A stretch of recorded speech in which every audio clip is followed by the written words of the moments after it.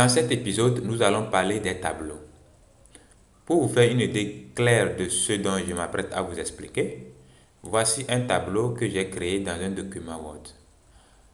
Au niveau de la tête, nous avons nom, âge, pays. Et au niveau des données, nous avons Mawaki qui a pour âge 3 ans, pays Togo. Nous avons Pélagie qui a pour âge 27, pays Togo. Ferdinand qui a âge 10, pays Ghana, ainsi de suite. Vous pouvez remplir autant que vous voulez. Maintenant, ce que nous allons remarquer, c'est que cette partie, chaque partie comme ceci s'appelle les colonnes. Donc, ce sont les colonnes du tableau. Et chaque information comme ceci s'appelle une ligne du tableau. Et là, le haut ici, là où j'ai écrit nom, âge, pays, s'appelle l'entête du tableau. Ce sont des informations qui sont très importantes pour nous lorsque nous allons vouloir créer le tableau en utilisant le HTML CSS. Revenons maintenant dans notre code HTML CSS pour mettre en place ce tableau. Donc, pour le faire, je vais recommencer tout simplement une nouvelle page. Je vais appeler tableau. Donc, cette page a pour titre tableau. Pour créer un tableau, je vais tout simplement commencer avec une balise table. Donc, c'est la balise qui va délimiter le début et la fin de notre tableau. On va commencer maintenant par quoi?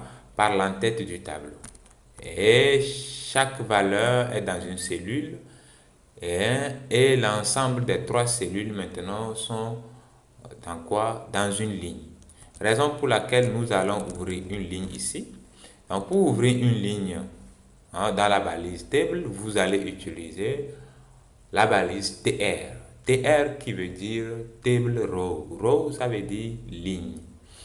Et maintenant, dans la balise TR, nous allons mettre la balise TH. TH, ça veut dire table header.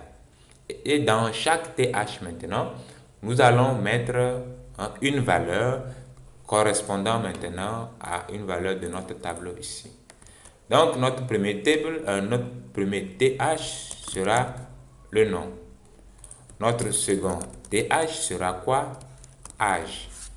Et notre troisième TH sera maintenant pays. C'est très simple. Voilà, nous avons fini de mettre en place la première ligne. Nous allons commencer par remplir les données de notre tableau. Et donc, nous allons encore ouvrir une ligne. Pourquoi ouvrir une nouvelle ligne? Parce que, comme je l'ai expliqué, chaque information complète, c'est-à-dire le nom, l'âge, le pays constitue une ligne. Et chaque élément, maintenant, est dans une cellule ou dans une colonne. Donc, j'ouvre encore une nouvelle ligne. Et cette fois-ci, au lieu d'utiliser TH, je vais utiliser TD. Parce que le TH, c'était pour mettre en place l'entête du tableau. Maintenant que l'entête du tableau est prête, je vais utiliser les TD pour mettre les données. TD, ça signifie table d'état.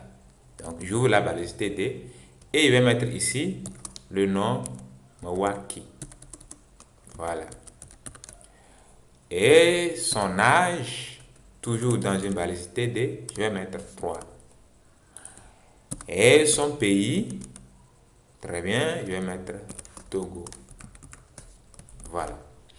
Maintenant, si je veux mettre les informations concernant aussi la ligne Pélagie, j'ouvre toujours TR et à l'intérieur maintenant, chaque information sera dans un TD. Donc, je vais mettre ici Pélagie.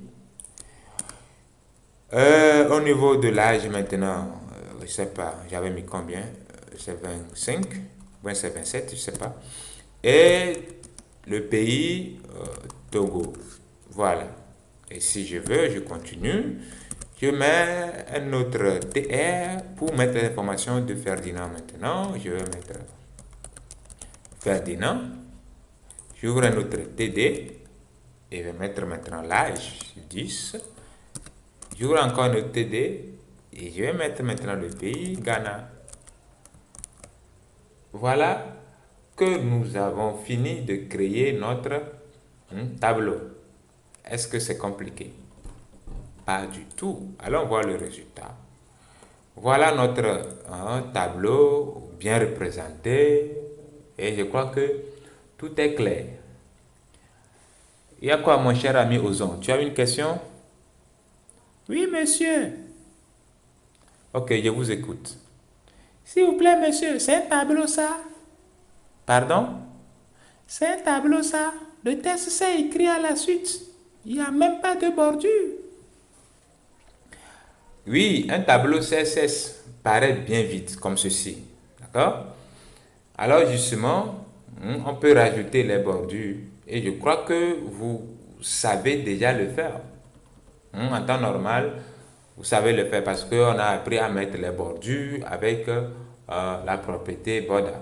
Il n'y a rien de compliqué. Donc, qu'est-ce qu'on va faire? On va tout simplement revenir et on va ouvrir la balise style ici et placer des bordures sur chaque élément du tableau, c'est-à-dire chaque cellule du tableau. Je mets TD, TH comme ceci et mettre border, mettre un pixel solide black. Très bien. On va aller voir les résultats, ce que ça donne. Ah, voilà ce qu'on a comme résultat. Ce n'est pas encore aussi parfait que ce qu'on voudrait, ce qu'on a vu par exemple dans Word tout à l'heure. Ce n'est pas encore parfait. En effet, on aimerait qu'il n'y ait qu'une seule bordure entre deux cellules. Or, ce n'est pas le cas ici, n'est-ce pas? Heureusement, il existe une propriété CSS spécifique au tableau. Il s'agit justement de border collapse, qui signifie coller les bordures entre elles. Donc, je reviens tout simplement et puis mettre table, la balise table. Et maintenant, qu'est-ce qu'on va écrire? On va tout simplement écrire border collapse et qui va prendre pour valeur collapse. Allons-y voir la magie du CSS. Et voilà, votre tableau est là, tout joli, comme ce que nous avons exactement dans notre fichier Word.